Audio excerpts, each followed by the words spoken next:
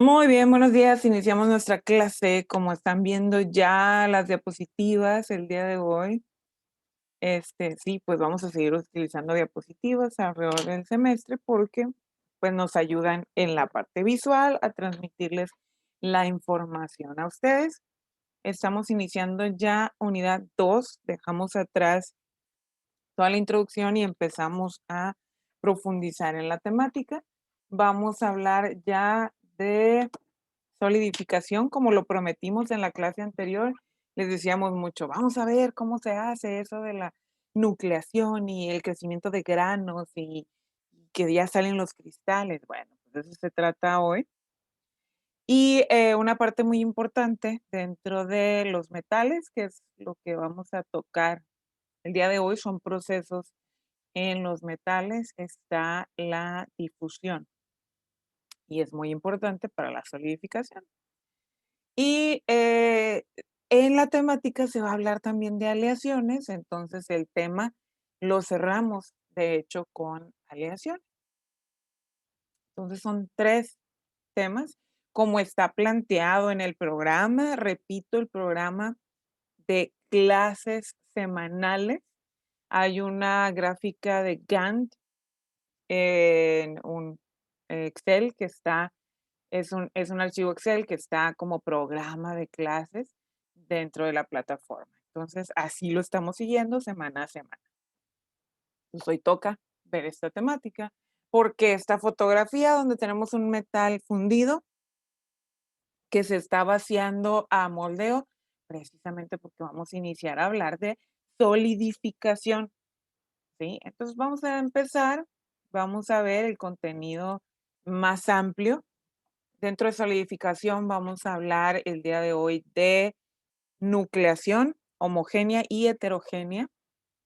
Vamos a ver crecimiento de cristales de un metal líquido y formación de la estructura granular.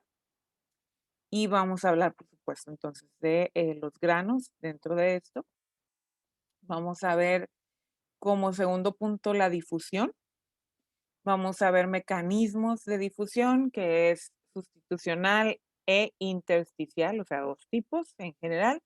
Pero también está lo que se le conoce como en estado estacionario y en estado no estacionario.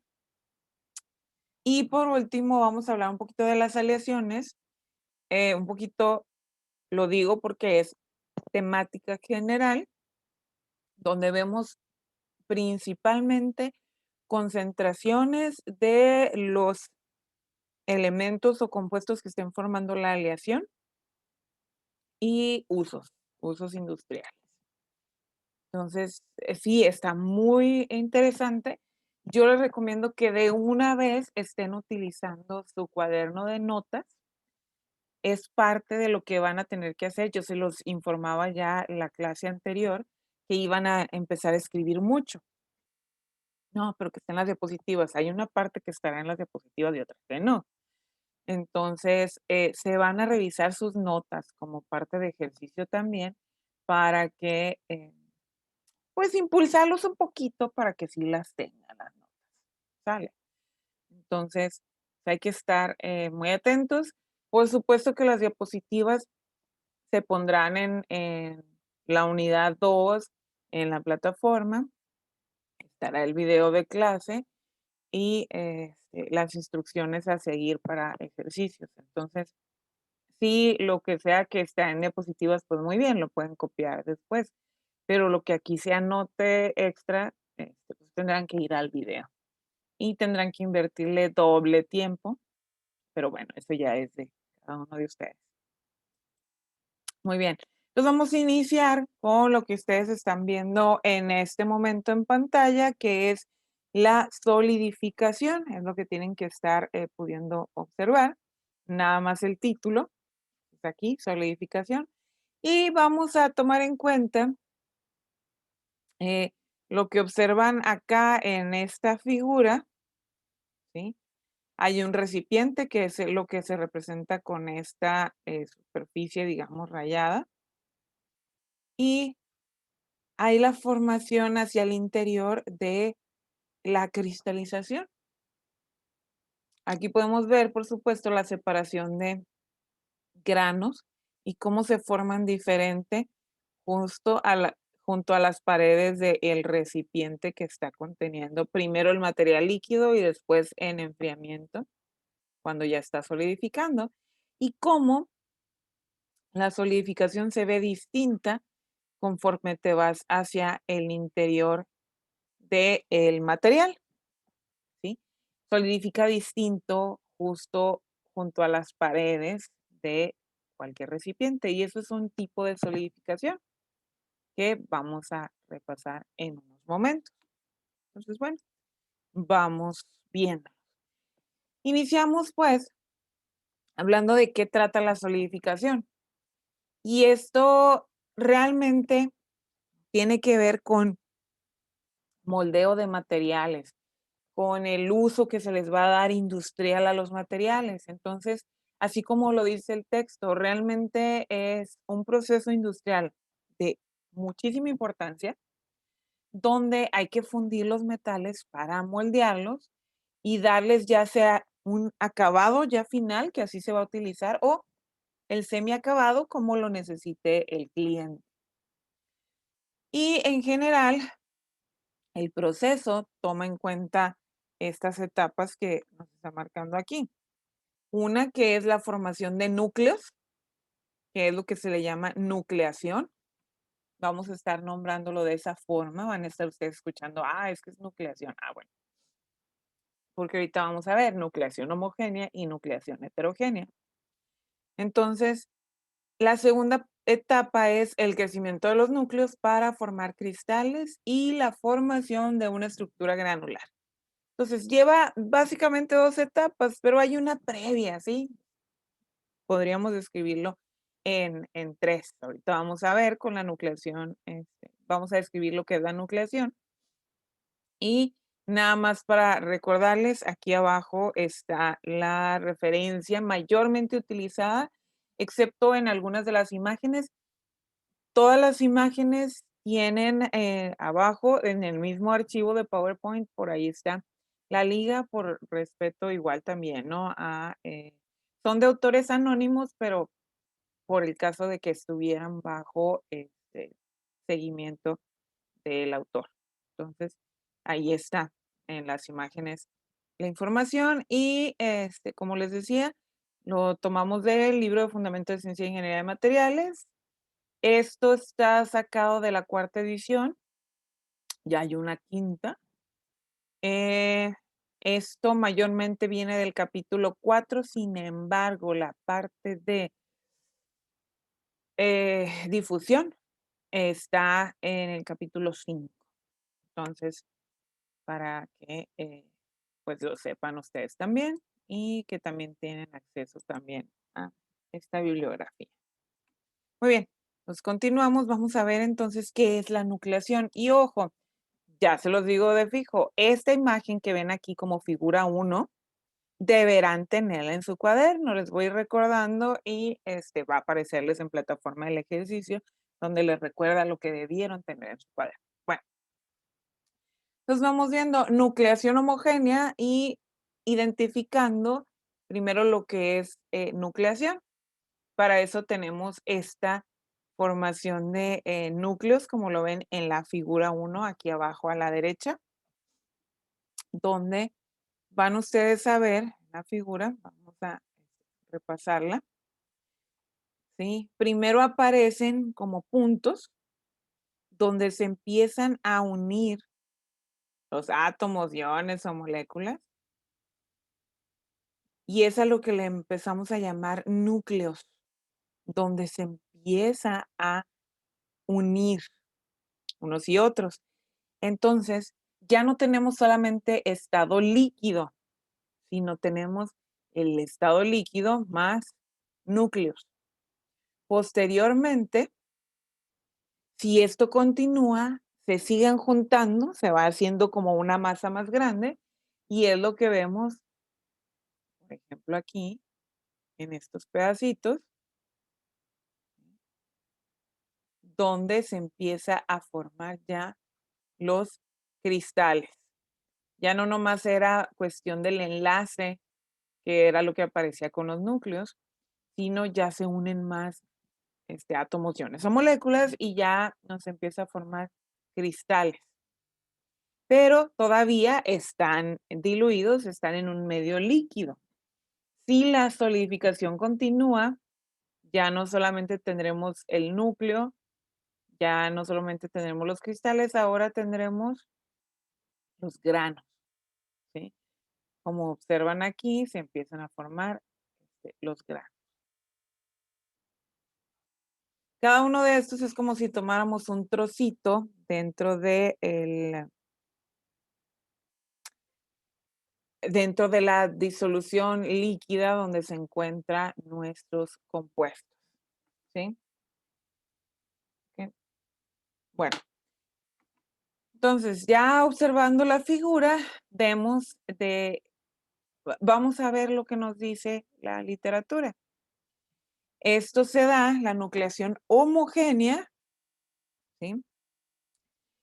Tenemos dos tipos, les recuerdo. Vamos a tener la nucleación así homogénea, que es lo que vemos en la figura 1, y vamos a tener la nucleación heterogénea.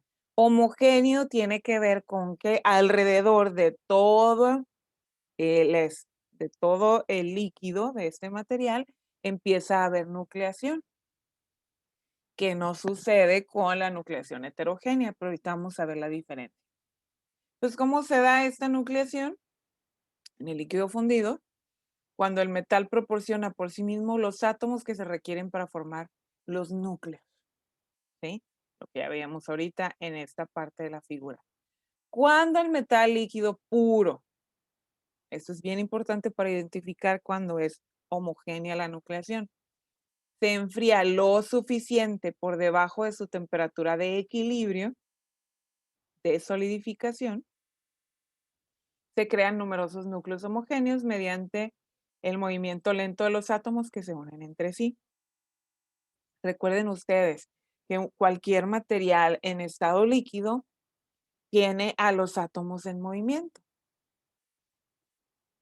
Los materiales en estado sólido se encontrarán con un movimiento tan mínimo que permite que los átomos se mantengan en la estructura.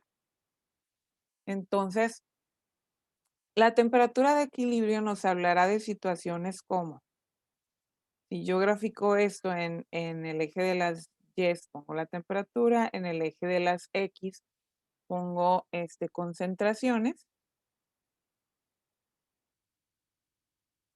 Nos puede hablar de comportamientos diferentes a través de la temperatura y concentraciones del material, pero por aquí va a haber una temperatura donde el comportamiento sea, digamos, de cierto modo plano. Voy a tomarlo de otro color. Por ejemplo, aquí. Y a eso, dependiendo de cada material, pues va a tener su punto, pero aquí entonces a eso es a situaciones que le podemos llamar como temperaturas de equilibrio, donde lo que se encuentre debajo de esa temperatura vamos a encontrar granos del mismo tipo y los límites de grano del mismo tipo. La concentración dentro de los granos y dentro de los límites de grano del mismo tipo. Esto lo vamos a entender un poco mejor la próxima semana, donde vamos a hablar precisamente de diagramas de este tipo. Los vamos a ir estudiando, qué sucede paso a paso. Vamos a partir los diagramas por pedacitos, por temperaturas, por espacios. Entonces vamos a identificar muy bien qué está pasando. Por ejemplo, en este espacio de aquí, nada más voy a ponerles un ejemplo donde vamos a identificar que ahí pudiera estar los granos, por ejemplo. Estoy poniendo los límites de grano un poquito más gorditos para que ejemplificar fácil. Entonces, en ese espacio que yo marqué en el diagrama, pudiera tener una situación como alrededor, aquí estoy poniendo una letra gamma, que lo que significaría es que pudiera tener una estructura cristalina FCC y al interior o en el límite de grano pudiera tener una estructura alfa que va a tener relación a una estructura BCC en esta parte del diagrama, o sea, en un rango de temperaturas y concentraciones. Y si yo cambio, si sigo bajando la temperatura, por ejemplo, ahora en esta parte del diagrama, esto cambia, ya no voy a tener esa estructura FCC, sino que ahora voy a tener la estructura aquí al interior, puedo tener también BCC más este, dentro de la misma estructura encontraría algo como esto, un compuesto en el interior de la misma. Entonces, la diferencia lo hace la temperatura y cómo haya dado yo el enfriamiento para lograr esa solidificación. Insisto, próxima clase. Bueno, entonces, hablábamos de que cuando pasa ya esa temperatura, vemos que se forman numerosos núcleos homogéneos mediante el movimiento lento. Se empieza a mover más despacio porque se está solidificando, está endureciendo pues ya esta parte líquida para llegar a donde estemos en una parte donde ya no hay líquido, es puro sólido. La nucleación homogénea suele requerir de un nivel alto de subenfriamiento que pueda llegar a ser de varios cientos de grados centígrados para algunos metales.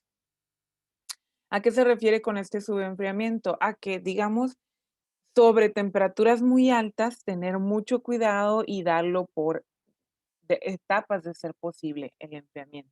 O sea, mantener bajo una temperatura el material durante cierto tiempo y después ya bajar un poco más la temperatura, mantenerlo durante cierto tiempo a esa temperatura. Eso nos asegurará que sea bastante homogéneo esto, la nucleación, que realmente nos suceda esto y que realmente tengamos los granos deseados con la estructura cristalina deseada. A eso se refiere esta nucleación homogénea. Les recuerdo, esta figura deberá estar en sus notas. Bien, también la nucleación homogénea tiene otros detalles que hay que cuidar, que nos habla también del tamaño crítico, ¿sí? Para que un núcleo estable pueda transformarse en un cristal debe alcanzar un tamaño crítico. ¿Y a qué le llamamos ese tamaño crítico? Bueno, el núcleo tiene que formar ese tamaño, a lo cual le vamos a llamar embrión. ¿Le suena? O sea, aquello donde cuando se juntan células y se forma un embrión, bueno, de eso se trata.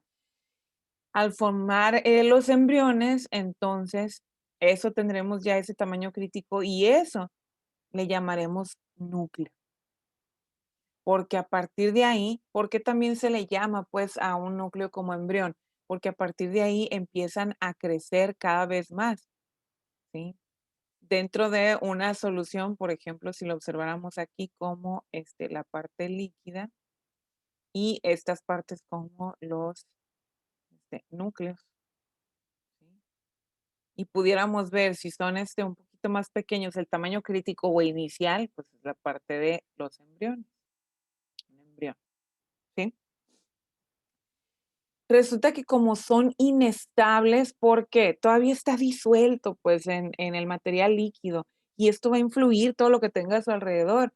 Entonces, los embriones se van a formar y se van a disolver. Entonces, llega un punto donde empiezan a crecer y es a lo que ya le podemos llamar los núcleos, ¿sí? En la nucleación homogénea de un metal puro que está solidificado deben considerarse 2 tipos de cambios de energía. Uno, la energía libre de volumen liberada por la transformación del líquido a sólido. Hay una energía que se libera cuando está de líquido a sólido. Y parte de este reflejo de energía es lo que se ve al tener la temperatura alta, que lo que está representando es una cantidad de calor que proviene del mismo interior entre átomos y átomos. Y la segunda es lo que se conoce como energía libre de superficie, necesaria para formar las nuevas superficies sólidas de las partículas sólidas. Ahora, aquí yo lo puse como parte de notas que a mí me parece que es importante que ustedes las tengan, que va a haber esta en distintos tipos de energías. Ahorita en la nucleación heterogénea, perdón, también incluí una ecuación. Sin embargo, son ecuaciones diferenciales, requieren un poquito más de conocimiento en el área matemática y también más conocimiento de lo que sería termodinámica, la formación que ustedes no tienen. Entonces, aquí hago un paréntesis y digo, no profundizamos nosotros a ese nivel para ustedes en el caso de ingeniería industrial, ¿sí? Pero es importante que sepan la importancia de las energías y esto también nos puede decir más. O sea, por ejemplo, aquí ustedes ven la tabla 4.1, insisto, es del libro de Fundamentos de la Ciencia e Ingeniería de Materiales de William Smith. Y esta tabla proviene, a su vez, de el libro de Solidificación de Metales de Whitley, ¿sí? Donde se calcularon estas energías para algunos metales. Y, por ejemplo, uno que hay que conocer el dato ustedes, aquí tenemos para el fierro. ¿Por qué estoy poniendo ese ejemplo? Porque lo vamos a estudiar a partir de la próxima semana. Y ven ustedes aquí su temperatura de solidificación, 1535 grados Celsius o centígrados. Quiere decir que arriba de esa temperatura tenemos una mezcla líquido sólido, ¿sí? Y abajo de esa temperatura tendremos una mezcla sólida. Como todavía estará a temperaturas muy altas, no estará solidificada en concreto, sino que es a la temperatura a la que nosotros vamos a ver la formación de lo que estamos hablando ahorita, los núcleos. Y fíjense, si hablamos de las energías que estábamos comentando ahorita, la energía libre de volumen y libre de superficie, entonces hablar, vean la comparación aquí, 204 por 10 a la menos 7 joules por cada centímetro cuadrado. ¿Sí? Si observan la cantidad, por ejemplo, en referencia con el plomo, es mucho menor, 33.4 por 10 a la menos 7 joules por centímetro cuadrado. Se les puede hacer a ustedes un número muy pequeño, pero es porque es por 10 a la menos 7, o sea, lo que significa para el hierro, esto, ¿sí? Joules por centímetro cuadrado. Pero esto a su vez, que los joules provienen, nos hablan de energía, a la vez son unidades grandes por cada centímetro cuadrado de material, lo cual en realidad significa mucha energía necesaria para que suceda tanto hacia ambos lados, para volver el material líquido como para que inicie la solidificación. ¿Sí? Ok, limpio aquí. No tengo preguntas hasta el momento. Bueno, van a ir surgiendo las preguntas conforme vayamos avanzando la unidad. Continúo. Nucleación heterogénea. Aquí sucede muy distinta la nucleación. Otra figura que les digo que hay que tomar nota y esta figura 2, también deberá estar en sus notas. ¿Sí? Vamos a ver la nucleación heterogénea, cuál es la diferencia y por qué se le llama heterogénea. Básicamente, porque necesitamos de algo más para que empiece la nucleación. Si recuerdan ahorita en la homogénea nos decía, es el material solo donde empieza a nuclear. Y aquí, en la nucleación heterogénea, resulta que puede influir tanto la superficie del recipiente donde se encuentra, que normalmente, que siempre lo vamos a tener en un recipiente, pues entonces vamos a tener La realidad es que vamos a tener las 2 nucleaciones en el material, pero hay una heterogénea que se da tanto por el propio material del recipiente, como si hay impurezas que sean insolubles, están disueltas, pero andan por ahí en el material. ¿A qué le llamamos impurezas? Todo aquello que no sea el material de nuestro interés, ¿sí? También en, industrialmente también le podemos llamar escoria. Apréndanse, ¿no? Esa palabra, la escoria. Son básicamente impurezas. O también cualquier otro material estructural, o sea, un material agregado, va a hacer que empiece a nuclear alrededor de ese material. Observemos la figura. Vámonos a ver la figura, aquí a la derecha. Vean ustedes, esta barra que está aquí abajo, sí es como una barra.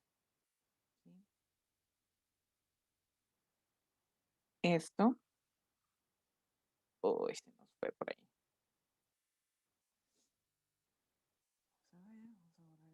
Línea última. Bueno, este material que está aquí abajo, ya no la voy a dibujar.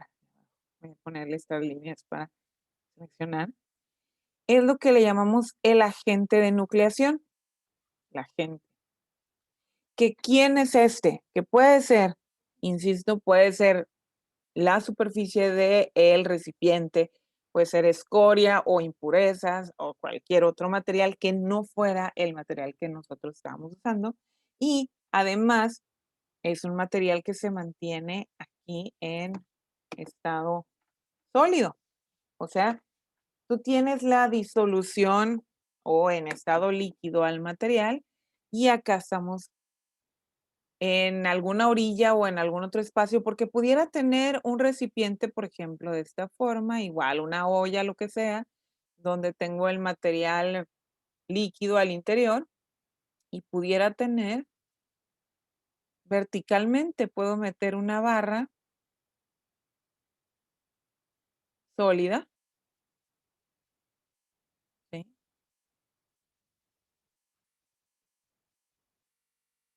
Sólida completamente, mientras tengo material acá, voy a hacer de esta forma, líquido.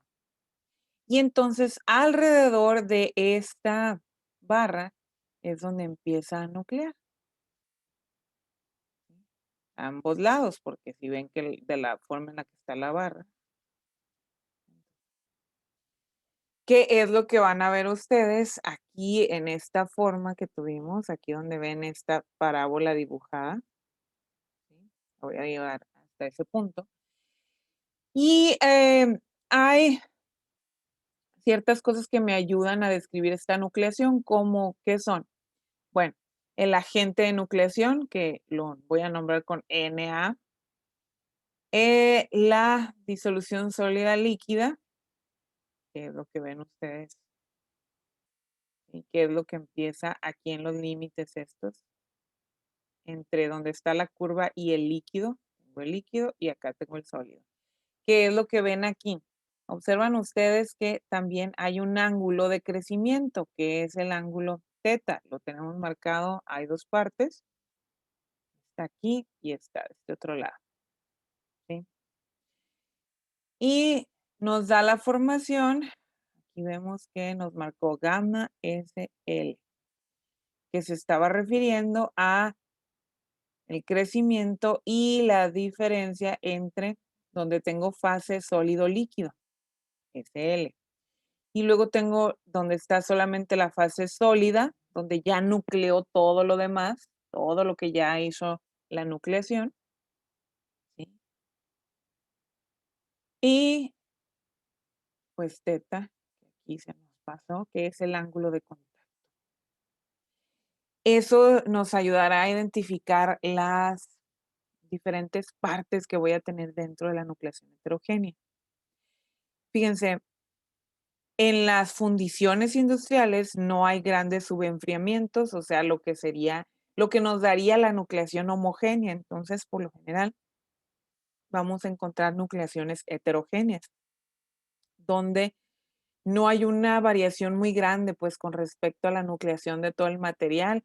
O sea, estamos hablando de 10 grados Celsius como máximo de diferencia entre subenfriamientos. Entonces, la nucleación, por lo tanto, es heterogénea y no homogénea.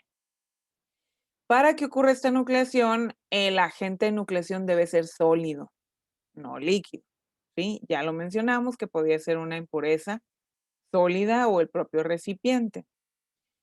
Y debe estar en contacto con el metal líquido, por eso es que se habla de, pero sin confundirse que no tiene nada que ver con agua, ¿eh? Por el momento no. Debe ser mojado por el metal líquido, así como lo ponía en este ejemplo acá arriba, donde sumergimos completamente esa lámina. También el líquido debe solidificar fácilmente en el agente de nucleación. ¿Sale? Bueno, diferencias grandes entre nucleación homogénea y heterogénea. Homogénea, insistimos, es que está el material solo. Heterogénea, tenemos un agente de nucleación donde empieza a crecer los núcleos que a su vez formarán cristales y después formarán granos, ¿ok? Pero sí es completamente diferente. Heterogénea tiene que ver con que tienes un agente de nucleación, ¿sí? No es como en la ensalada que ves una mezcla heterogénea donde tenías lechuga, tomate, queso, y más verduras. Y se ve ahí la mezcla heterogénea. No, no, no. Aquí estamos hablando de nucleación y que no es de una manera uniforme como es en la homogénea. La heterogénea es porque metimos otra cosa al, a donde tenemos el material, en este caso metales líquidos, ¿sí? Además, ahí ustedes pueden ver en la figura 2, es a lo que se refiere ahí con el 2, se mostraba el agente de nucleación. También se le puede llamar sustrato, humedecido por el líquido a solidificar, creando un ángulo de contacto entre el metal sólido y el agente de nucleación. Esta nucleación heterogénea ocurre sobre el agente de nucleación porque la energía superficial, otra vez tomamos los datos como el anterior, hablando de energías, ¿sí? Para formar el núcleo estable es inferior que si el núcleo se formara en el propio líquido puro. O sea, ¿qué nos está diciendo? Requerimos menor energía en este tipo de nucleación. Es, por lo tanto, más fácil que se presente este tipo de nucleación. Al ser menor la energía superficial para la nucleación heterogénea, el cambio de energía libre total para la formación de un núcleo estable deberá ser también menor y también será menor el tamaño del núcleo crítico. No como en la nucleación homogénea. La homogénea tiene que formarse un poquito más grande el embrión para que nos permita realmente iniciar a formar cristales a través de los núcleos. Aquí no, porque como se empiezan a pegar uno tras otro, tras otro, tras otro, no es que están disueltos, es junto a la agente de nucleación. Por lo tanto, se requiere menor enfriamiento.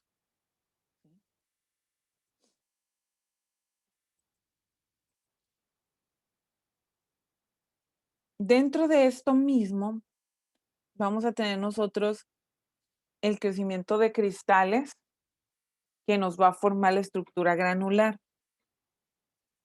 Ya a partir de la nucleación, como decíamos en la primera figura, que es a lo que hacemos, estamos refiriéndonos ahorita a la figura 1 que tenía A, B y C. Vean, después de que se forman los núcleos estables en un metal en solidificación, crecen hasta formar cristales. Y los cristales, ustedes ya saben, los átomos, iones o moléculas se encuentran en un modelo regular normalmente. Ya sabemos que existen defectos, que va a haber imperfecciones, que va a haber las vacantes, etcétera, donde también son importantes. Pero ahorita vamos a hablar del ordenamiento de cristales, donde normalmente pues, es regular, ¿sí?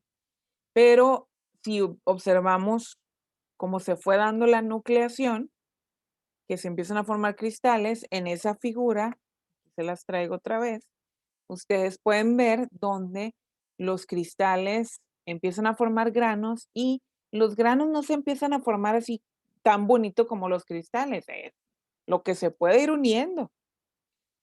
Por eso, por esa forma irregular, ustedes pueden ver aquí en la figura, en la parte C, que los granos con sus límites, pues quedan de una forma irregular, ¿sí? Se unen grano con grano y por eso es que nos forman esos límites cristalinos, donde hay un cambio de orientación de los cristales, unos cristales estarán volteando para allá, otros para el frente, etcétera, ¿sí? Pero esto es lo que nos permitió que los granos terminaran siendo de esa forma, la nucleación en sí, que se empiezan a unir y forman cristales, pero como ven ustedes ahí en la parte de la figura, en la parte B, pues no hay la formación en la cristalización, cuando empiezan a formar los granos, pues este grano se empezó a formar diferente de cómo se formó este y de cómo se formó este otro acá abajo, ¿sí? Entonces, por eso nos quedan los granos con orientaciones diversas, ¿sí? Voy a quitar la figura y podemos ver entonces que un metal que contenga muchos cristales se va a llamar policristalino.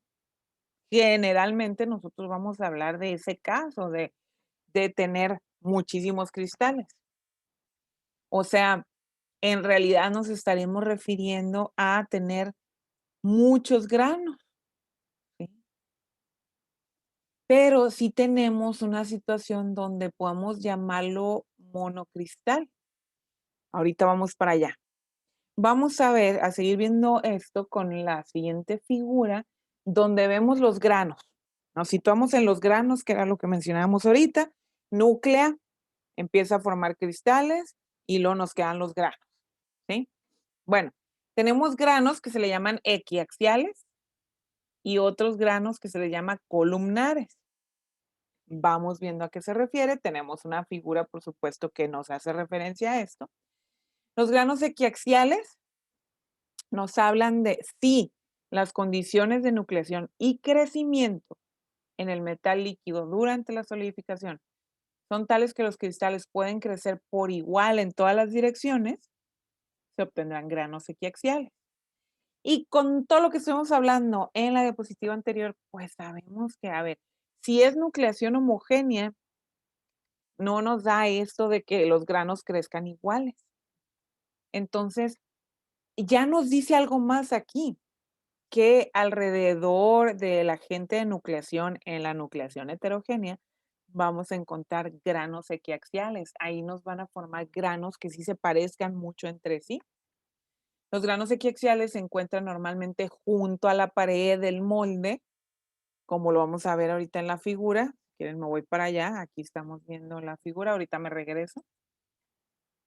Si ven aquí, esto es un material, un metal ya solidificado, todo lo que se encuentra aquí dentro de estas líneas, otra vez.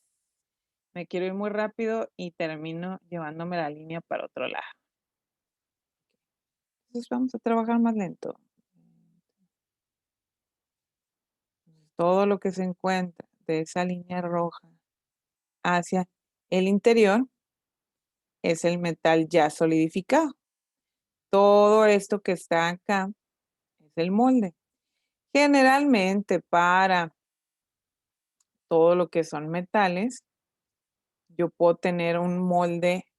Generalmente los mejores moldes para metales son cerámicos, pero también puedo tener moldes metálicos, no tengo problemas con ellos. Nada más tienen que ser diferentes materiales, el del molde a el de lo que yo voy a moldear al interior. O sea, este molde tiene que tener temperaturas de solidificación muchísimo más altas que las de el metal que voy a poner en el interior para que no se afecte la estructura del molde al estar en contacto con esa temperatura. Bueno, entonces la idea es lo siguiente, observen ustedes los granos equiaxiales, todo lo que está aquí, por ejemplo, en ese espacio. que vean ustedes cómo se van formando si nos acercamos más al interior, se parecen mucho, cómo se van acomodando un grano y otro. Mientras que los otros tipos de granos, que son estos que están acá al interior, vean ustedes que primero tengo unos que se hicieron como verticales acá y luego otros horizontales y luego son unos grandes y otros más pequeños. Entonces, esto es a lo que le llamamos granos columnares. Vamos a regresarnos a la diapositiva anterior para terminar de definir todo esto. ¿Sí? Entonces, los equiaxiales, ya vieron, se da alrededor, generalmente alrededor de las paredes del recipiente donde vamos a moldear. Y eso es lo que nos genera las paredes de nucleación heterogénea. Y tengo granos columnares, donde pueden ser o suelen ser alargados, delgados, y se forman cuando el metal se solidifica muy lentamente en presencia de un fuerte gradiente de temperatura. Relativamente pocos núcleos están disponibles cuando se producen los granos columnares y por eso es que va despacito, nucleando. Lo que pasa es que como empezaste a enfriar alrededor del molde, entonces ahí tienes temperaturas muy diferentes en donde ya se crearon los granos equiaxiales. Entonces va pasando, va cediéndose la temperatura de ese líquido que tienes hacia el exterior y se cede lentamente, porque ya vean ustedes que estamos hablando, claro, depende del material del que estamos hablando. Si recuerdan la tabla 4.1 que veíamos hace un momento, donde hablábamos de miles de grados Celsius, entonces donde ya se está dando la solidificación a miles de grados Celsius. Entonces, va lento el enfriamiento, pero seguro. ¿Sí? Y se producen estos granos columnares. Vimos ya la figura, ahorita vamos otra vez, donde se puede ver eso, que aparecen perpendiculares a las caras del molde, ¿sí? O también de repente se empiezan a dar en todas las direcciones. Vamos a ver de nuevo la figura, ¿sí? Y tenemos también en esta figura una sección transversal, o sea, es como si hubiéramos hecho un corte, ya está frío el sólido, cortamos, lo vemos de arriba, es lo que están viendo en la parte B, ¿sí?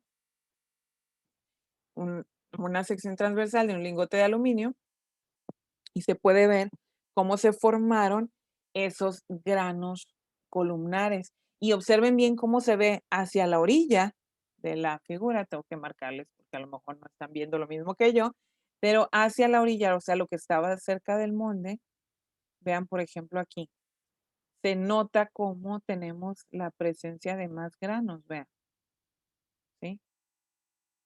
Que es lo que se formó de los granos equiaxiales, ¿sí?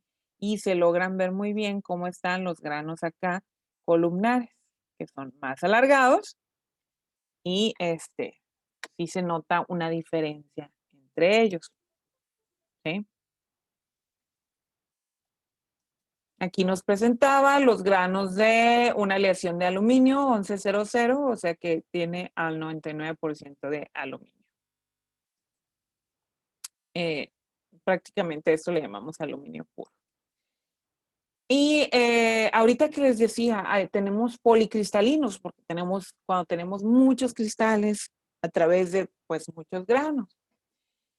La mayoría de los materiales cristalinos para ingeniería están formados por muchos cristales, ¿sí? Y a eso hacíamos la referencia que pues son policristalinos. Sin embargo, hay unos pocos de materiales donde tendríamos un cristal. A esto le llamaríamos monocristales. O sea, si nosotros hacemos un análisis hacia el interior, no sé si ustedes recuerdan lo que o si ya terminaron con el reporte de eh, el reporte de la primera experimentación, donde incluía investigación sobre cristalización también. Y dentro de esto se habla del equipo que se utiliza para poder hacer la observación de los cristales, que son microscopios electrónicos, de barrido, entre otros. Entonces, para poder observar esto de la policristalización y monocristalización, realmente necesitamos ese tipo de equipo, ¿sí? Si pudiéramos tomar una fotografía de esto, pudiéramos observar, como ven ustedes, aquí a esta parte de la figura, donde se notan la serie de granos, cómo crecieron alrededor, aquí ustedes pueden observar. Y en la parte B y C, que son un ejemplo similar, que tenemos, son álabes de turbinas. Ahorita les voy a presentar fotografías ya en macro, o sea, no donde se ve así como si fuera nada más a blanco y negro, para que vean a qué me estoy refiriendo, ¿no? Con los álabes de las turbinas. Que, por ejemplo, aquí dicen, ¿no? Los álabes de turbinas de gas resistentes a termofluencia tienen que resistir temperaturas altísimas y es mucho mejor que sea, para este caso, monocristalino. Se puede lograr una monocristalización, o sea, que esto sea como un solo grano. O sea, no nos referimos a tener realmente hacia el interior un solo cristal. Sabemos que se van a ir uniendo los átomos y nos van a formar los cristales, pero realmente nos referimos a formar uniformemente un grano. Y hay aplicaciones industriales muy especiales para esto. Entonces, como les decía aquí, un ejemplo fuerte, pues, es tener los álabes de turbinas. Vamos a ver qué son, y así me van a entender ustedes por qué se necesita tener este tipo de estructuras. Aquí se los incluí. Les repito que, referencia de las figuras lo encuentran abajo en la misma información de cada una de las diapositivas. Miren, esto que están observando ustedes en este momento es una turbina de flujo de gas a muy altas temperaturas. ¿Para qué se utilizan este tipo de turbinas? Tenemos dos usos esenciales en nuestras vidas, pero hay uno de ellos que ahorita nos permite estar funcionando, tener nuestras computadoras encendidas, nuestros modems, routers, para tener la comunicación en este momento, que es a través de la producción de electricidad, ¿no?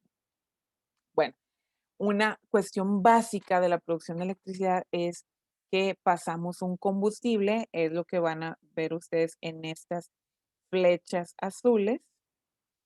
Puede ser un combustible o puede ser, como ven ustedes aquí, hay unas cámaras de combustión, lo cual nos indica que sí estamos pasando combustible. O pueden ser también vapor a muy altas temperaturas.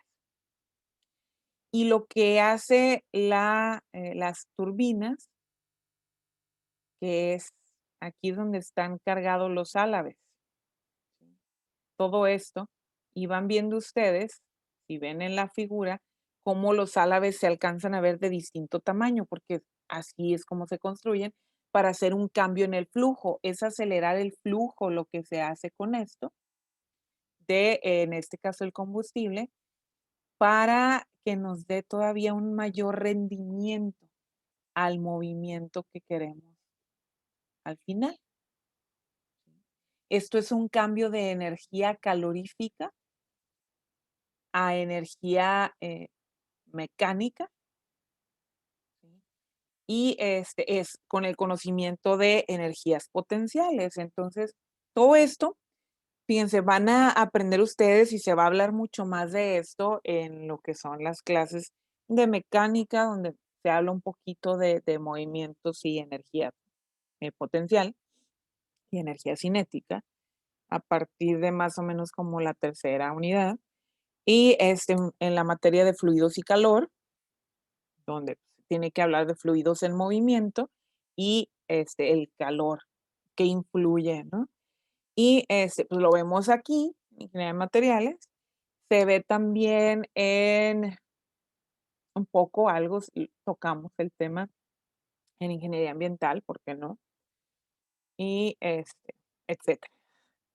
Entonces, Fíjense, la importancia de la solidificación, en este caso que hablamos que sea policristalino. Aquí les puse, también les incluí esta figura para que vean ustedes cómo es el mantenimiento o el para las propias turbinas, cómo se coloca álave por álave. No es que se hace la pieza una sola cada vez, porque es muy diferente esto, el interior donde van a ir cargados los álabes a los álabes, ¿sí?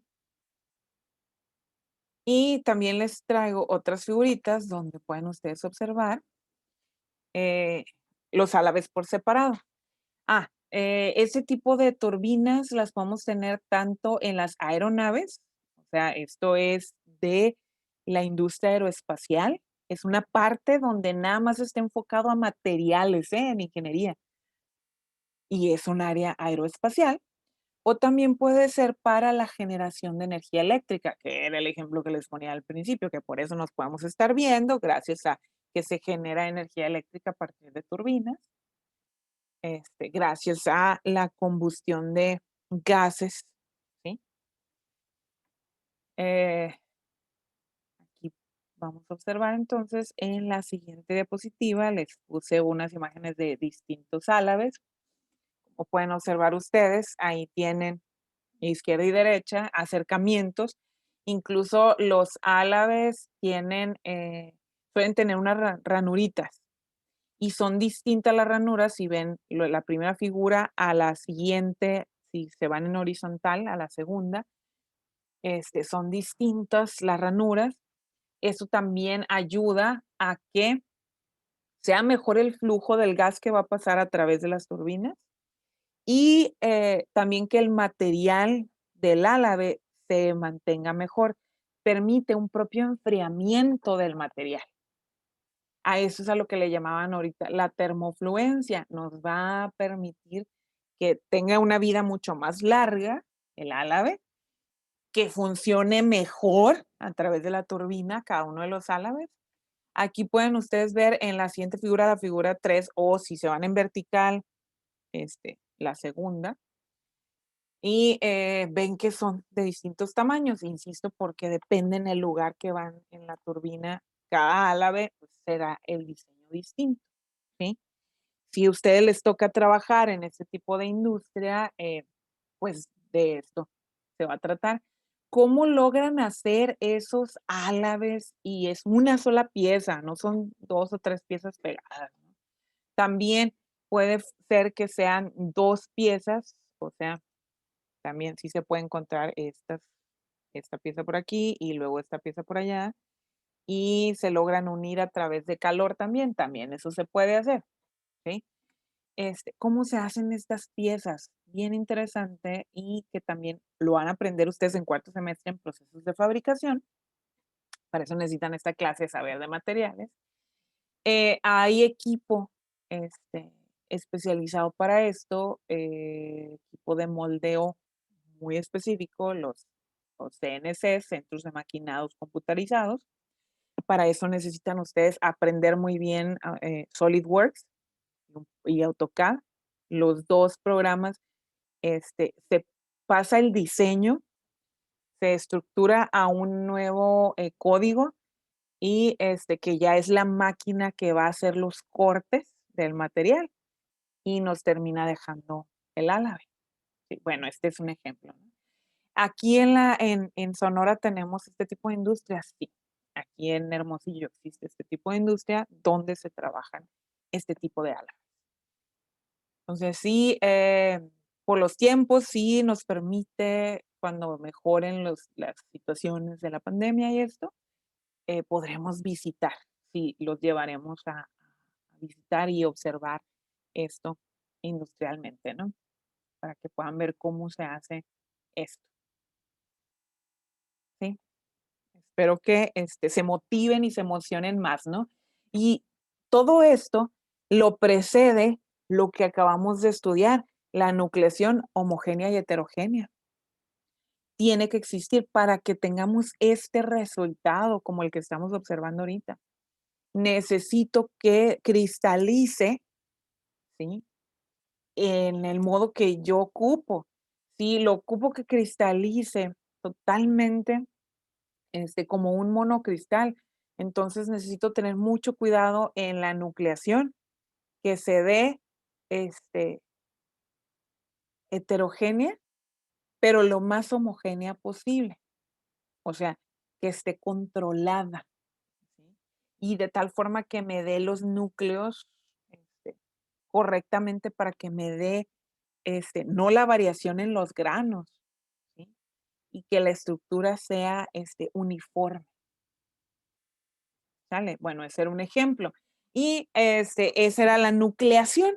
Y ya nos pasamos a la segunda parte de la clase. Recuerden que son 3.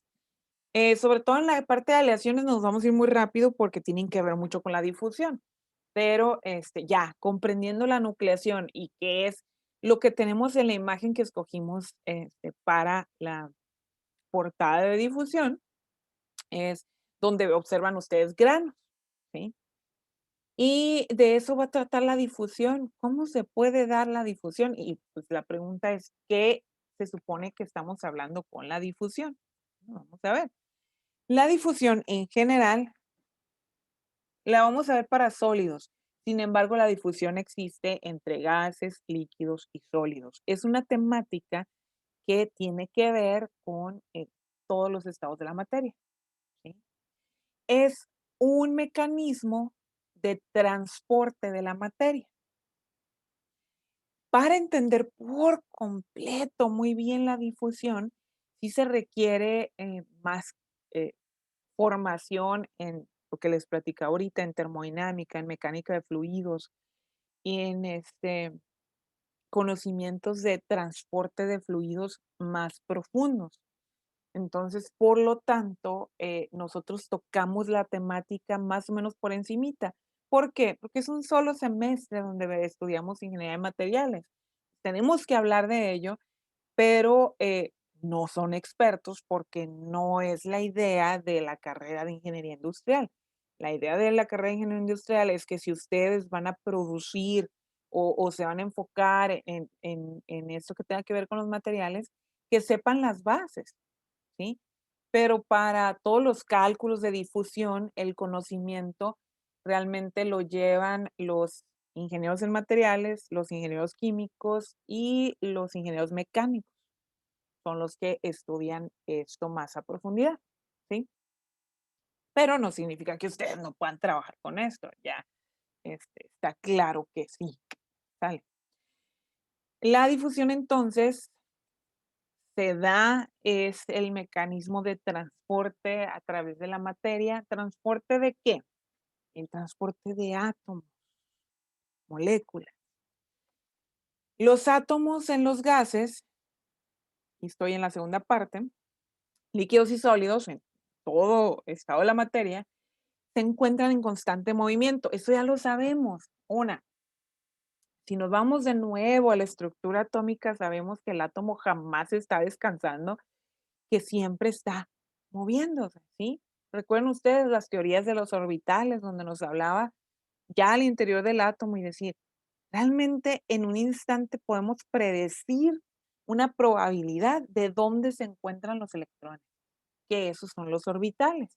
La hélice, la donita, e- este, la circunferencia, todo. ¿Dónde se encontrarían? O sea, en el orbital SPDF. Pero es probabilidad en un instante. ¿Por qué? Porque se mueven. Entonces, luego eso mismo permite que el átomo, o sea, eso era el interior del átomo, pero que el átomo esté en movimiento. Y quiere decir entonces que ese movimiento va a permitir que se mueva, valga la redundancia, ¿no? Que si el átomo se encuentra aquí, que se pueda mover hacia allá. En los gases, esto se da muy rápido porque tienen más energía, ¿sí? Y aquí, por ejemplo, para que se pueda ver eso, la difusión, si ponemos atención cuando estamos cocinando, por eso es que huele, porque se está moviendo las partículas y nos llega a nosotros eh, una cantidad de esas partículas que se difundieron a través del medio, o sea, en este caso del aire, y podemos olerlo. Es un ejemplo, ¿no? En los líquidos es un poco más lento. Se puede ver si ponemos un colorante en el agua líquida, le echamos un colorante también líquido o puede ser sólido, y se ve, ¿no? Cómo se empieza a di difundir alrededor del material y eventualmente si nosotros lo mezclamos, pues ya lo tienes del mismo color, ¿sí? Pero en los sólidos, que es a donde queremos llegar, esta parte de aquí, y por eso le pusimos, no sé si ustedes logran ver, pero sí le puse un color distinto. El movimiento en los sólidos es más lento o muchísimo más lento por el enlace entre átomos. ¿Se acuerdan que ya estudiamos los enlaces? Los volvimos a estudiar, ¿no? Con las posiciones de equilibrio, que es lo que nos formó los cristales, ¿sí? Sin embargo, las vibraciones térmicas que tienen lugar en los sólidos permiten que algunos átomos se muevan. Va a suceder esto. Entonces, ¿es muy importante la difusión? Sí, van a entender por qué o para qué es muy importante. Sobre todo, es muy importante para la formación de aleaciones. Ahorita ya hablábamos nosotros que en el enfriamiento solidifican y que se forman núcleos, luego los cristales y luego los granos. Muy bien. Pero resulta que todo el estudio de los materiales nos ha llevado a encontrar que, una, ya los materiales de por sí en la naturaleza se encuentran mezclados, pero para mejorarlos y para tener un mayor uso, pues se separan, es la parte del minado, la extracción, la separación y donde ya formamos cada uno de los metales. Voy a poner el ejemplo en este caso, como tenemos separado la plata, el oro, el plomo, el fierro, el cobre, el tungsteno, etcétera. Pero resulta que cuando empezamos a mezclarlos entre ellos, tienen mejores usos. Y estos son usos muchísimos a nivel industrial. Entonces, es donde aparecen las aleaciones. Por eso les decía que íbamos a hablar de las aleaciones en el tema de difusión y luego también vamos a ver muchos ejemplos de aleación. De estos vamos a hablar ahorita, del latón, del bronce, del acero, la amalgama, el oro, estos dos. Sí los vamos a mencionar, ahorita, más adelante. Aquí nada más quise incluirles una fotografía nada más rápida, pero si se fijan ustedes, incluí esta imagen que ven aquí arriba, ¿verdad? Que es una estructura, si logran observarla con cuidado, es una estructura FCC. ¿Qué significa? Cúbica centrada en las caras, que ya la conocen. Y a propósito, estamos viendo aquí que tengo otros más aquí, estos átomos que aparecen ahí diferentes, ¿sí? Yo sé que no eran parte del elemento original, o sea, que yo aquí ya tengo una aleación. Porque yo estoy observándolos, a propósito están dibujados de distintos tamaños, voy a limpiarlos porque se ve más bonito, brillosito como está original la figura, ¿sí? Pero aquí yo ya tengo una aleación. Para esto es muy importante la difusión. Fíjense, la difusión de los metales y aleaciones es muy importante porque en su mayoría las reacciones en estado sólido, conllevan movimientos atómicos. Esto se hace estando en estado sólido, no en estado líquido. ¿Cómo se forman? Para eso vamos a estudiar en esta unidad también los diagramas de fases, que los diagramas de fases tienen que ver con eso. Voy a dibujarles aquí una parte del diagrama de fases para el acero, el carbono. Aquí lleva otra, luego sube. Y después acá también hay otra parte. Hay otra línea por acá. Y aquí son mezclas de sólidos a temperaturas, acá apenas estoy en temperaturas de 1900 grados Celsius. Acá ya tengo una parte líquida. Pero todo lo que anda por aquí abajo son sólidos. Entonces, ¿por qué tengo tantas líneas entre medio? Bueno, porque tengo soluciones sólidas a diferentes temperaturas. Por ejemplo, aquí ando en los 727 grados Celsius, que sería a esta temperatura, 727 grados Celsius, esta línea que dibujé aquí. Y lo que tengo son sólidos, pero sólidos a una temperatura donde ayuda a la temperatura que se muevan los átomos. Y es lo que yo quiero. Al mover los átomos, puedo mover la estructura. Por ejemplo, en este espacio, tengo que tomar otro color. Por ejemplo, en este espacio de aquí arriba, yo tengo sólidos con una estructura nada más FCC. Y aquí en este espacio, voy a tomar otro color. En este espacio de aquí, yo tengo sólidos con estructura FCC y estructura BCC. Y acá abajo yo tengo sólidos con estructura BCC. Pero al interior de ellos hay algo más. Entonces, esto, el conocimiento de cómo se encuentra el sólido a diferentes temperaturas, me ayuda para trabajar las estructuras a nivel industrial. ¿Cómo le agrego? ¿Cómo logro que se ponga en el interior del cuerpo otro átomo de otro material? ¿Sí? Que es probable que yo ponga esto hasta el líquido. Puedo hacerlo, pero necesito tener cuidado en el enfriamiento. ¿Cómo voy a bajar la temperatura? ¿Para qué?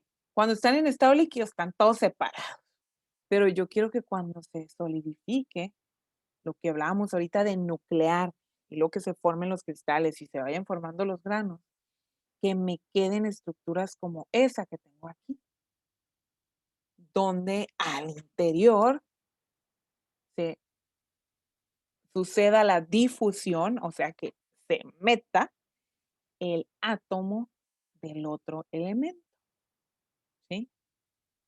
De eso trata. Bueno, a ese fin quiere llegar la difusión.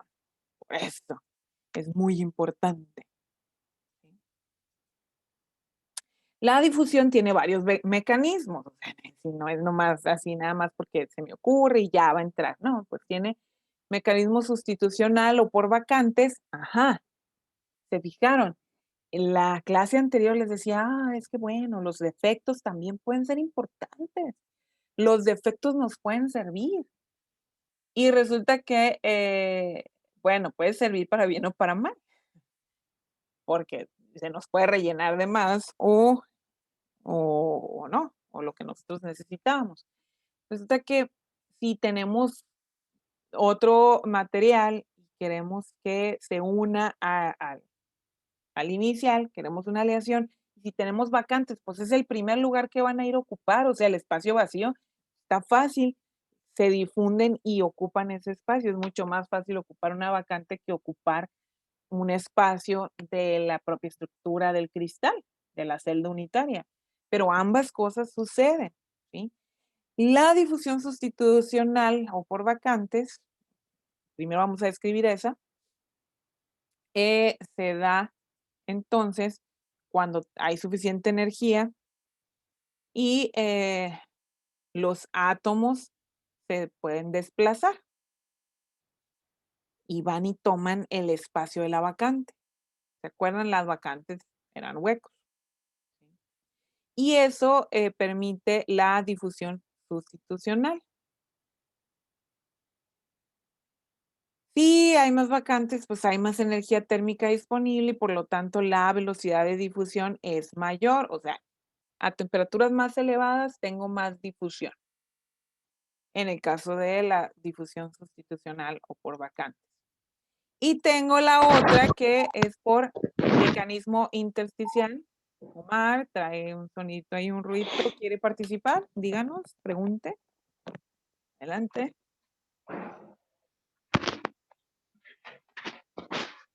Creo que no está, creo que nada más está este, en forma de ruido, pero no está en participar, ¿no? Entonces, como que está y no está en la clase. Vamos a buscarlo y lo silenciamos.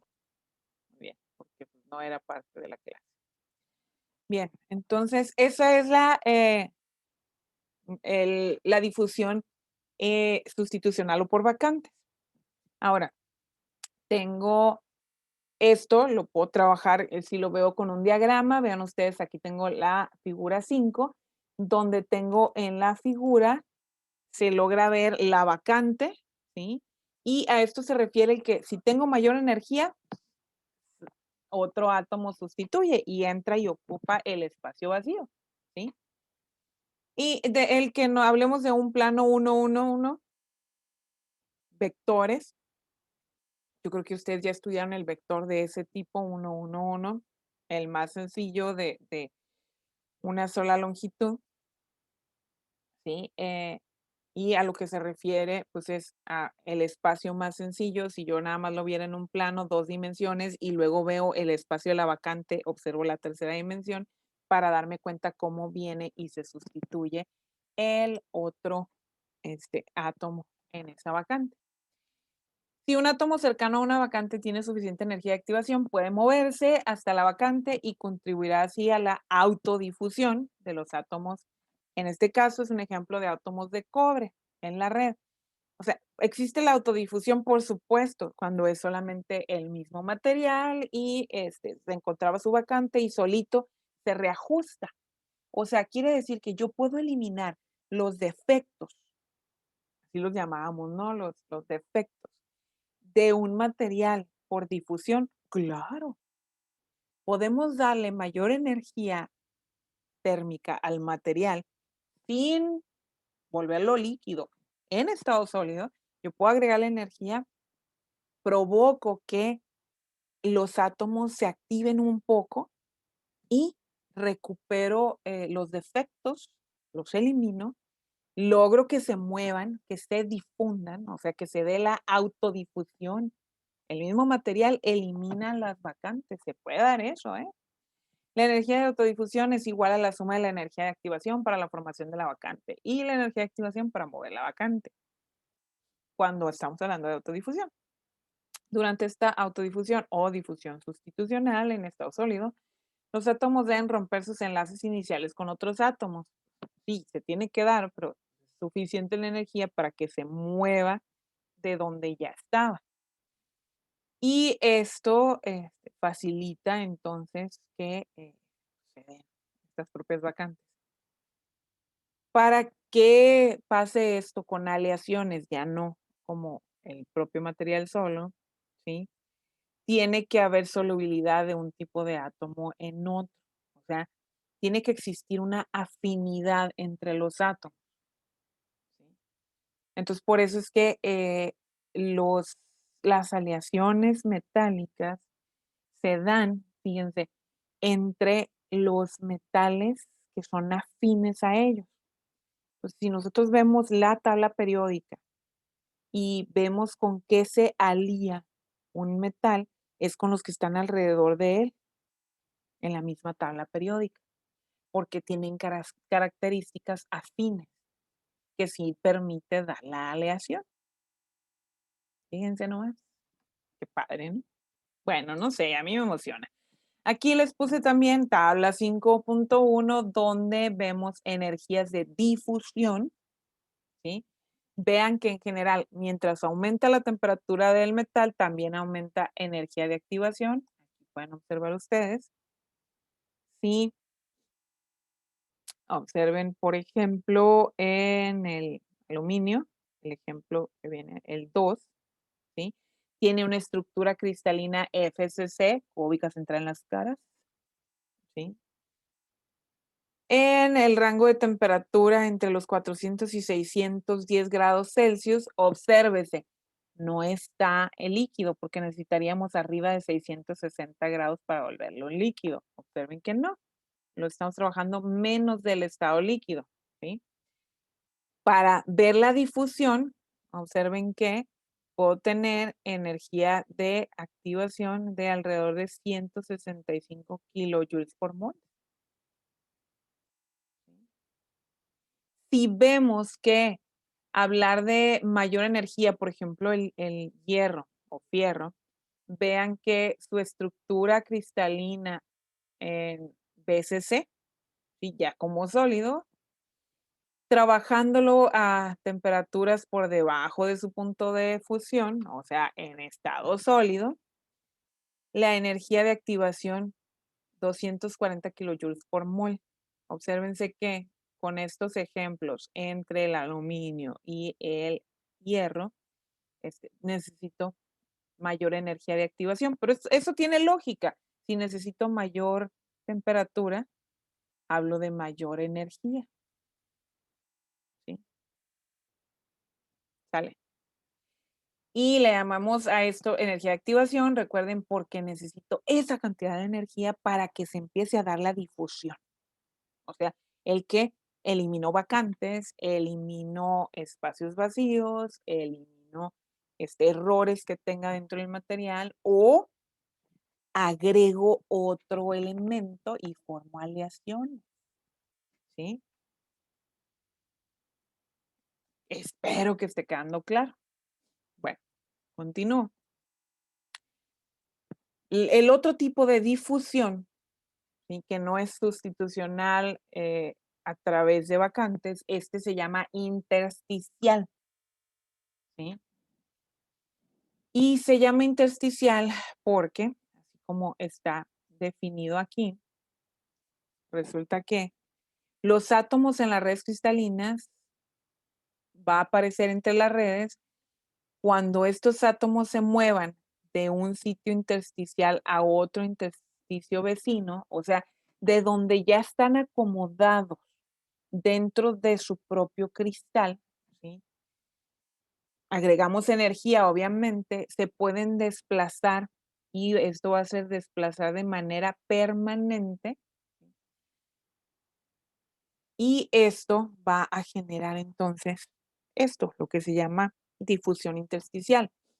Para que esto funcione, o sea, que sea operativo, el tamaño de los átomos que se difunden debe ser relativamente pequeño, dice, comparado con el de los átomos de la matriz, ¿sí? Los átomos pequeños, como el hidrógeno, oxígeno, nitrógeno y carbono, te voy a subrayar porque para nosotros es muy especial en el acero. Pero bueno, hidrógeno, oxígeno, nitrógeno, carbono, se pueden difundir intersticialmente en algunas redes metálicas cristalinas. Nos ayuda muchísimo, ¿sí? El conocimiento de esto. Hay tratamientos termoquímicos que vamos a utilizar para que nos ayude la difusión. Esta es parte de la tarea que van a hacer durante la semana y les ayuda mucho a entender esta clase. Entonces, que los tratamientos termoquímicos tienen que ver precisamente con agregar carbono, agregar nitrógeno, agregar oxígeno, agregar hidrógeno a una solución sólida y tiene que ver con esto, con la difusión intersticial. Se pueden difundir intersticialmente en algunas redes metálicas cristalinas, por ejemplo, aquí como ven, el carbono puede difundirse intersticialmente en el hierro PCC y en hierro FCC. O sea, lo puedo lograr estando a diferentes temperaturas. Se puede hacer que el carbono forme parte de esto, ¿sí?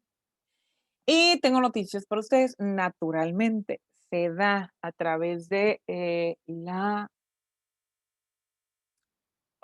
la parte operativa de la formación del acero Incluso el hierro más común, que se supone que es puro hierro, ¿no?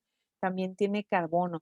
Una concentración bajísima de carbono, pero precisamente porque, esto se da, la difusión se da más o menos como de una parte natural. Entonces, los átomos de carbono pasan entre los átomos de hierro y agarran una parte de la parte cristalina de la red y, los vamos a tener presentes. ¿Qué concentraciones son convenientes? Bueno, dependerá de el uso que yo quiera darle al material. Yo puedo tener aceros al bajo carbono, medio carbono, alto carbono, y lo vamos a entender a través de las siguientes clases y todo el semestre. ¿Sí? Vamos a hablar mucho del acero. Es un ejemplo muy importante tanto para nosotros para entender, comprender cómo se comportan los materiales, como a nivel industrial. Es una aleación que se utiliza en todo tipo de industria. Aquí ven ustedes el esquema, en la figura 6 es el esquema de la solución sólida intersticial, donde los círculos grandes representan átomos en un plano, ahí ven, 1, 0, 0, hace la referencia, si nomás tuviéramos el plano en 2 dimensiones, de la red cristalina FCC. Y los círculos pequeños oscuros son átomos intersticiales que ocupan posiciones intersticiales entre medio de los cristales. ¿Sí? Van y toman el espacio. ¿Sí? Difundiéndose entre algo que le pudiéramos llamar como vacantes, sin embargo, no significan lo mismo que los defectos aquellos, sino aquí es entre lo que se acomoda una celda y otra, que por ahí hay espacio. Entre lo que está un cristal, pues una celda unitaria y otra celda, acuérdense que entre las uniones entre átomos y átomos, pues hay un espacio, aunque sea relativamente pequeñisísimo, infinitamente pequeño, tenemos esto, lo que son los intersticios. Y ahí es donde viene y se acomoda, aprovecha ese espacio otro átomo. Y esa información es importantísima, porque nos permite entonces el tener estas mezclas que son aleaciones. ¿Sí? Ahora, no solamente tengo esos mecanismos, resulta que se dan en estado estacionario y en estado no estacionario. ¿A qué se refiere esto? Lo siguiente, si consideramos la difusión de los átomos del soluto en la dirección X, o sea, obsérvese esta figura de aquí, ¿sí? Y vean que en el eje de las Y yo tengo concentraciones. Vamos a describirlo con la figura. ¿Sí? Entre dos planos atómicos paralelos, que está uno tras otro, pero aquí los veríamos, dice, verticalmente, separados por una distancia X. O sea, tengo un plano y tengo el otro plano. ¿Sí? Separados por una distancia, realmente van a estar pues casi pegados, pero aquí lo vamos a exagerar, ¿no? La distancia de separación. Ahora, supongamos que después de un determinado periodo de tiempo, la concentración en el plano 1, S1, a eso se refiere, y la concentración en el plano 2, S2. Esto significa que con el tiempo no existen cambios en la concentración de átomos del soluto en dos planos. O sea, fíjense, a través del tiempo pasa esto. La concentración se mantiene, tanto en el plano 1 como en el plano 2. O sea, ¿a qué se refiere eso? A que acomodados los átomos, acomodados los cristales, va a ser igual. Ahora, si la concentración a través del tiempo no cambia, o sea que el plano tiene la misma cantidad de átomos, a esto le llaman que puede generarse una difusión en estado estacionario, donde esto no está cambiando y yo voy a aprovechar eso, puedo hacerlo, puedo provocarlo, puedo agregarle energía y vengo y agrego átomos a esto. pero eso se refiere a que sea en estado estacionario, ¿sí? Ese tipo de difusión tiene lugar cuando un gas no reactivo se difunde a través de una lámina metálica.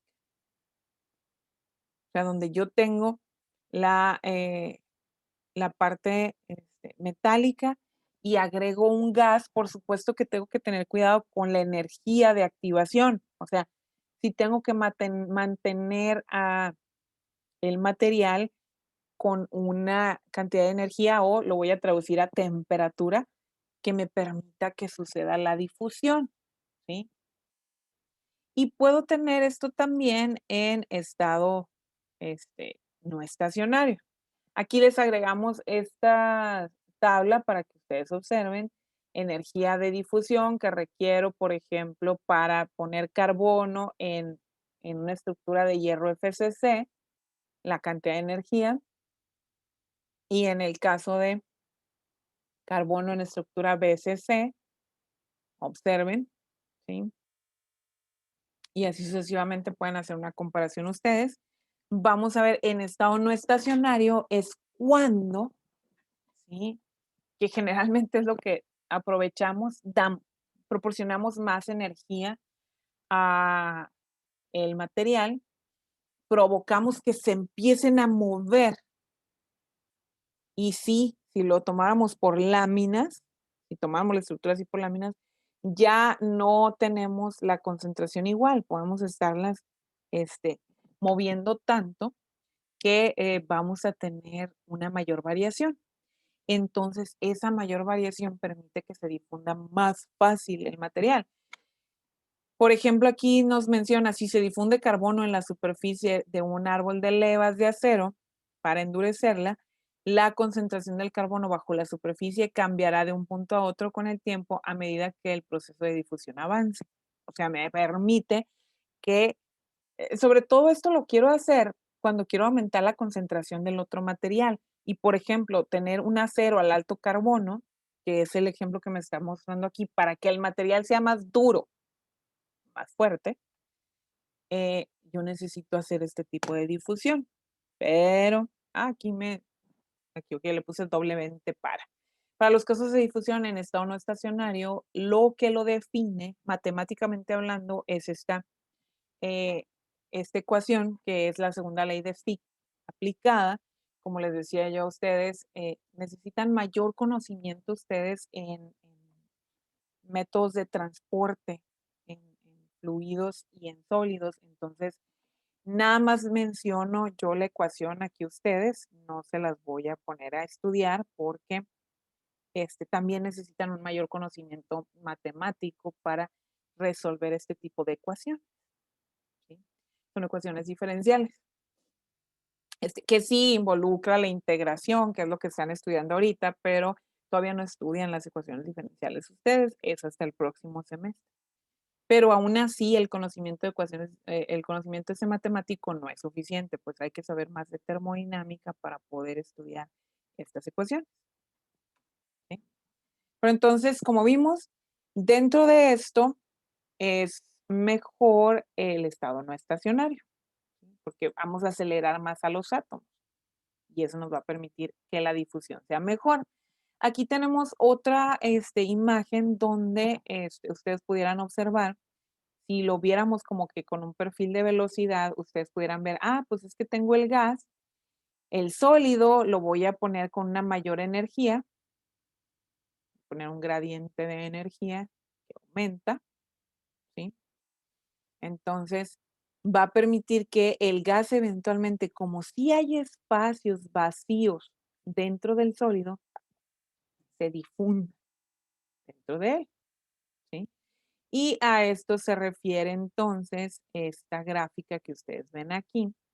Si yo aumento la energía en este sólido, lo que ven aquí, este cilindro que acabo de rayar todo así feo, bueno, si yo aumento la energía, quiere decir que las concentraciones dentro de cada grano y cada, si yo hiciera un corte, la parte del área, por ejemplo, como el corte que está aquí, ¿sí?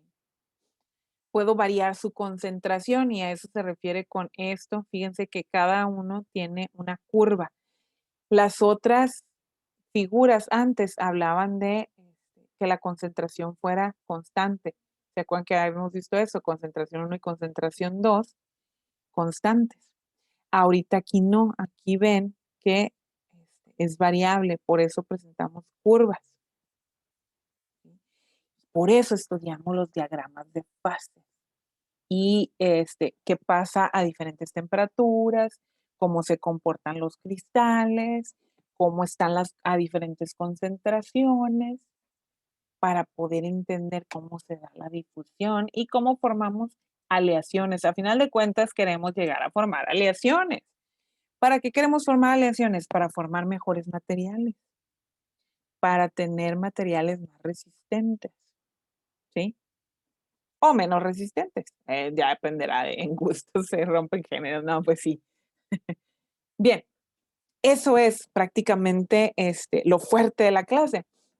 Ahora vamos a mencionar las aleaciones porque estuvimos hablando de ellas en las difusiones, la tercera parte, y me voy más rápido con ellas, ya que ya ustedes conocen, entendieron que aleaciones tiene que ver con dos o más materiales. En este caso voy a hablar de aleaciones y esto tiene que ver con los metales.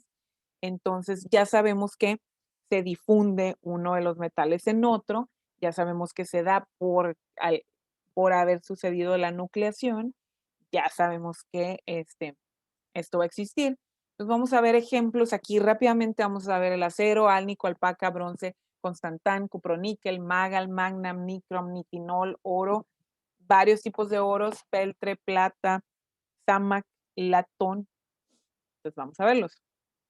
El acero, ¿qué es el acero? Normalmente es una combinación de fierro y carbono.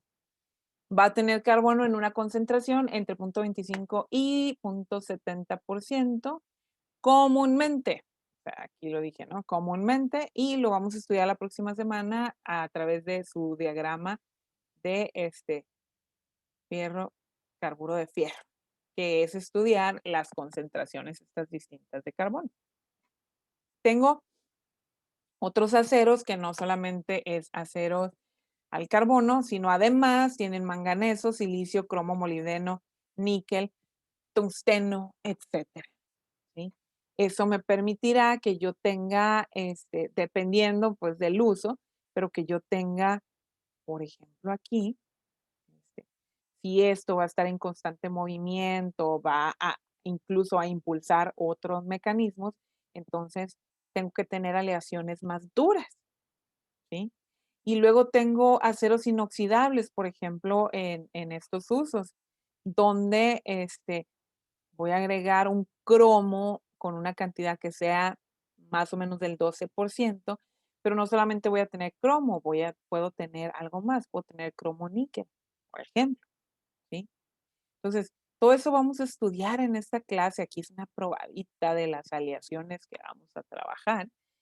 Tengo también, les dije, voy rápido con las aleaciones. Álnico, ¿el álnico qué es? Es una aleación que tiene cobalto, aluminio, níquel y también puede contener algo de fierro, cobre y en algunas ocasiones titanio. ¿Para qué se usa? En aplicaciones magnéticas, ya lo taché. ¿Y por qué se le da el nombre de álnico? Pues básicamente por la practicidad de lo que hay dentro de la aleación, que es aluminio, níquel y cobalto. Y en proporciones, por lo general va a tener del 8 al 12% de aluminio, 15 al 25% de níquel y un 5.24% de cobalto. Puede llegar a tener hasta el 6% de cobre, hasta un 1% de titanio y fierro o hierro.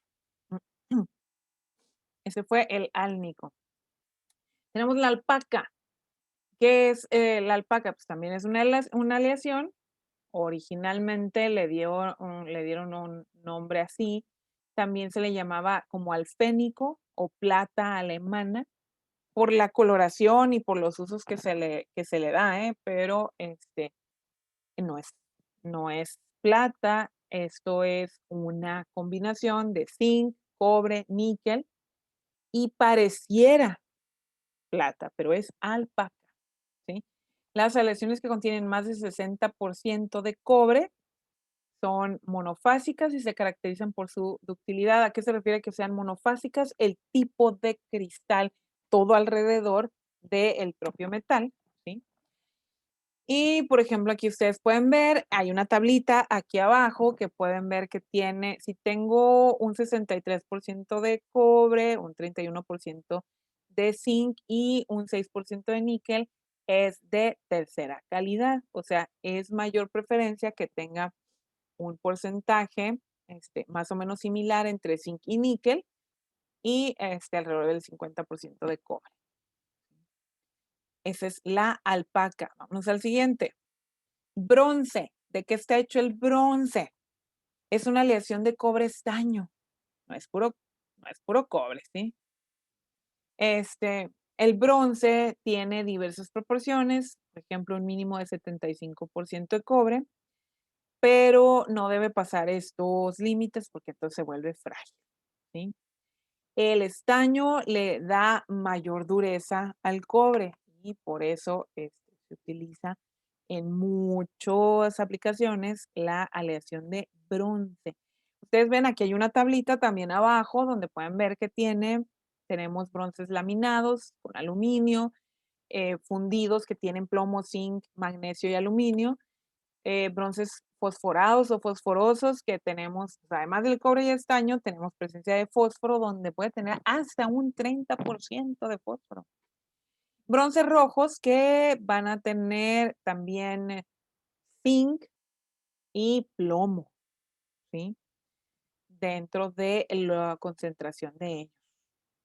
¿Y qué hace esta aleación? Pues que tenga una mayor durabilidad. Constantán, ¿qué es el constantán? Es otra aleación. Aquí ven ustedes en las figuras, fíjense en las fotografías para que vean los usos de una vez, ¿no?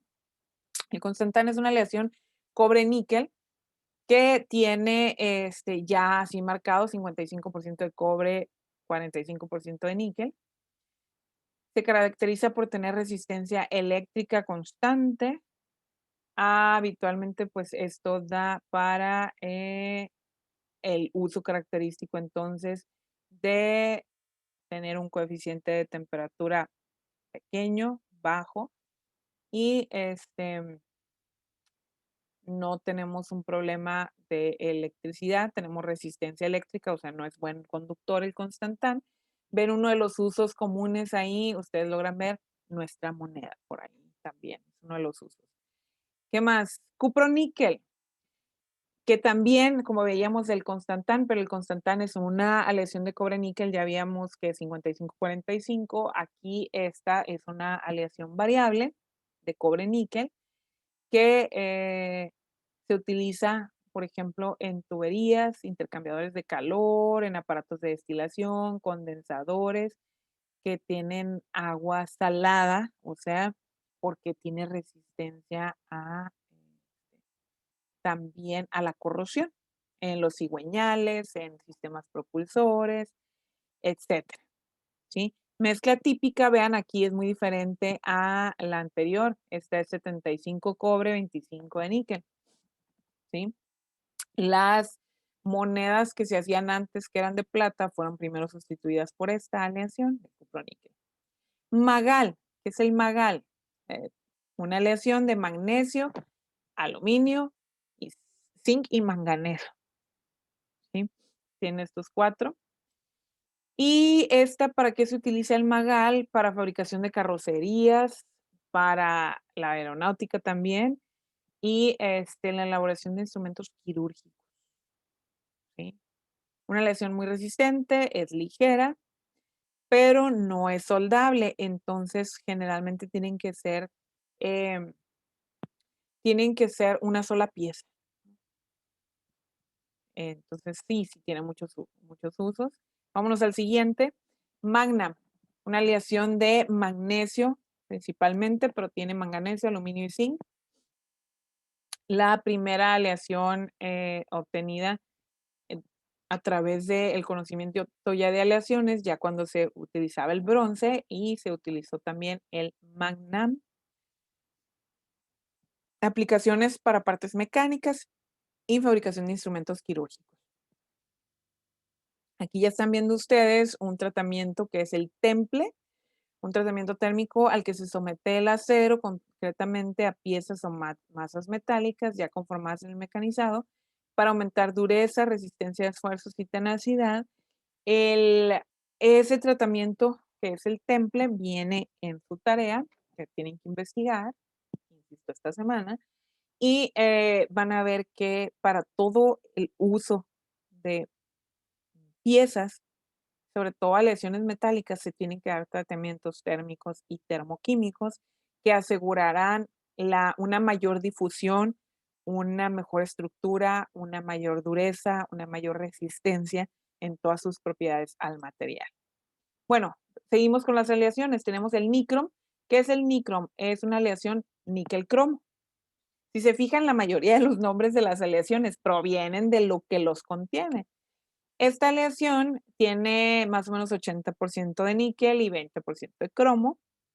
Es resistente a la corrosión y por eso pues es también utilizado en materiales, tanto también como quirúrgicos, como en chips de los teléfonos, como en cubiertas de motores, como en la parte de las memorias USB, por lo mismo, ¿no? Resiste la corrosión. Nitinol. Ah, bien, vean qué interesante, una aleación de níquel y titanio. Y es el ejemplo más conocido de las llamadas aleaciones con memoria. Ustedes pueden ver en las figuras acá a la izquierda donde parece como un resorte, ¿no? Que lo puedes estirar y no pasa nada, no se deforma, la estructura cristalina se conserva. Y uno de los usos más fuertes aquí es con los dispositivos, los stents o en español son los catéteres por las propiedades de superelasticidad, ¿sí? Permite el uso para los vasos sanguíneos. También esto se emplea para monturas de lentes para niños, antenas de teléfonos móviles, por la recuperación de la forma original. El nitinol, una aleación de níquel titanio. Fíjense, interesantísimo, ¿no? Aleaciones de oro con plata y cobre, que nos dan el oro amarillo, rosa, rojo, blanco, gris, verde. Aquí pueden ver ustedes cantidades. El tener el oro amarillo es que tengo 750 gramos y tomo 1000 gramos, 750 gramos son de oro y los otros hay 125 de plata y 125 de cobre. Y así sucesivamente para tener por ejemplo, el oro blanco quiere decir que tiene agregado paladio y plata, ¿sí? El oro rosado tiene plata y cobre en la aleación. ¿Para qué damos estas aleaciones? Pues para el color y para mayor resistencia y por usos preferenciales, ¿no? Permítanme un momento.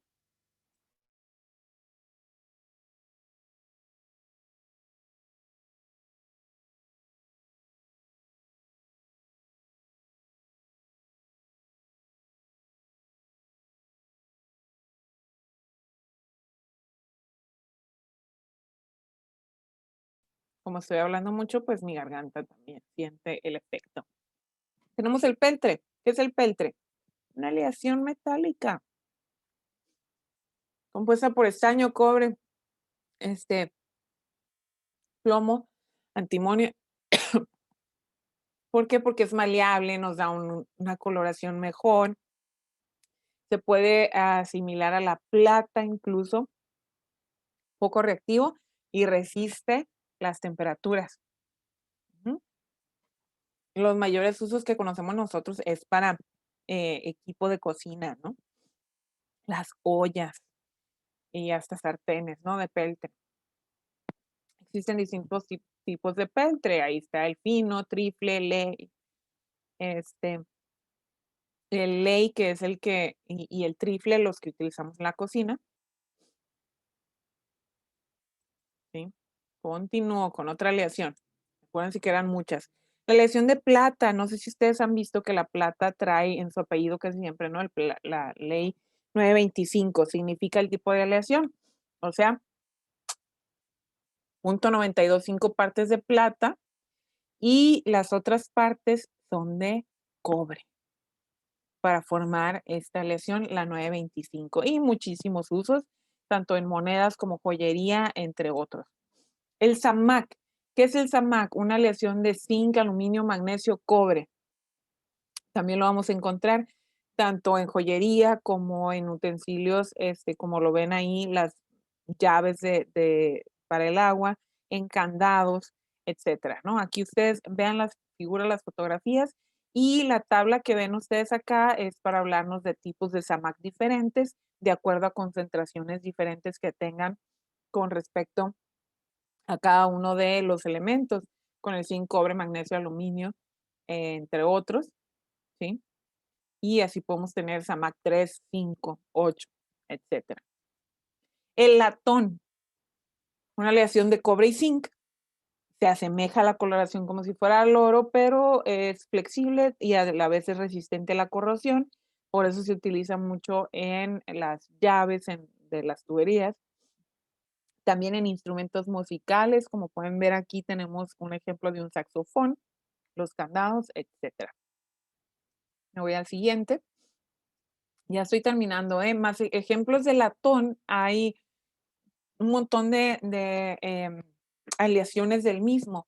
El almirantazur, el alfa latón, el alfa beta, el latón aluminio, el bronce arsenical, el beta latón, cartucho de latón, etcétera.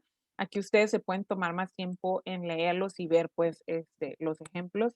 El de ZR, el alto de latón, el que tiene plomo, el baja latón, el naval, el de bronce rojo, el blanco, el amarillo, etc. Y sí, hemos llegado a su fin. Sí, es una de las clases largas, pero en general, híjola, toda la unidad es más o menos así. Esta unidad tiene una profundidad necesaria. Entonces, sí necesitamos poner mucha atención. Ya les decía yo, les recomendaba, tienen que tener sus notas, se les va a pedir dentro de los ejercicios y tarea que no es solamente una investigación, sino que tengan también sus notas de clase. Creo yo que les va a generar muchas dudas. Según veo la estructura de la clase, espero que le hayan entendido, pero cuando estén ya pasando las notas, van a encontrarse, ¿no? Con esas diversas dudas y conforme estén investigando, entonces esas dudas se van a ir aclarando de dos formas. Una es a través de las clases y otra de asesorías. Entonces les recomiendo que no tengan miedo a pedir asesorías. Una, porque es directo y también pueden pedir asesorías entre varios, en conjunto o entre grupos. Lo pueden hacer a través del mismo grupo y se despejan las dudas de todos. Entonces, adelante. Espero que también esta clase haya sido también motivacional con respecto al aprendizaje de los materiales, que les va a servir mucho a través de toda su carrera como ingenieros industriales. Listo. ¿Tienen alguna duda en este momento? Si no, cerramos la clase porque también ustedes tienen más actividades y yo también. No, profe. Excelente, Álvaro. Nos vemos, muchas gracias. Un gusto de verlos. Tomé el pase de lista. Si quieren, me voy rapidito. Voy a ver por apellidos para que sea más fácil. Tenía presente aquí Aguirre, Amavisca, Redondo, los dos Carrizosas, Córdoba, estaba Figueroa, estaba Hoyos López, Martínez, Miranda, Murrieta, Ponce, Quidera. También estaba Reyes, Ruiz, Salgado, Sierra, Valencia, Zamudio. ¿Sí? Si alguien que acabo, no lo mencioné, dígame en este momento, pero según yo, esos eran los presentes, ¿verdad? Muy bien, ¿listo? Cuídense mucho. Nos vemos en la siguiente clase y en asesoría. Por favor, suerte. Bye bye. Bye.